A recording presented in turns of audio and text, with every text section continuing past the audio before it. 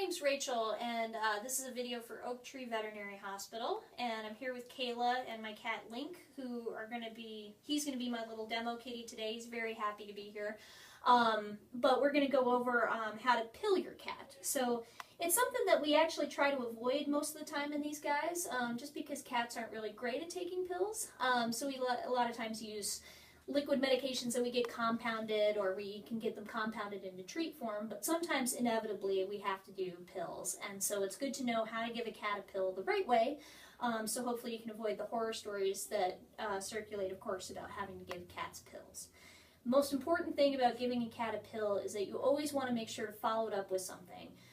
Either what I have here is a syringe filled with just some tap water, just to kind of chase it down with. But you can also use a snack or a treat or something like that. You never want to just give them a dry pill, because cats are very prone to getting ulcers in their esophagus if they take pills dry without anything to chase it down with afterwards. So cats, when you're messing with their heads, will always want to back up. So if you're by yourself, you want to actually give the pills like this, where their rear end is up against you so they can't back up, and then I can manipulate their head here. But since I have Kayla here to help me today, what we're actually going to do is we're going to rotate Link around this way so that his rear end is now up against Kayla, and then I can manipulate his head. I'm going to run my fingertips underneath his cheekbones to raise his head into the air, like this.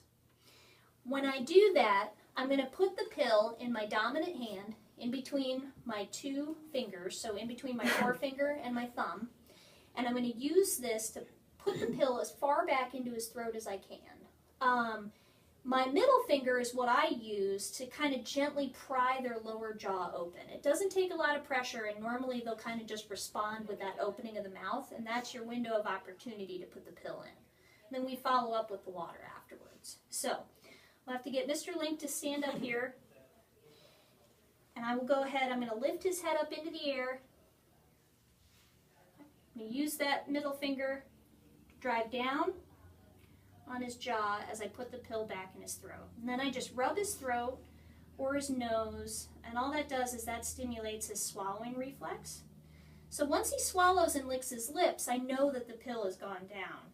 So then I just pick up his head in the same fashion, which he's very happy about.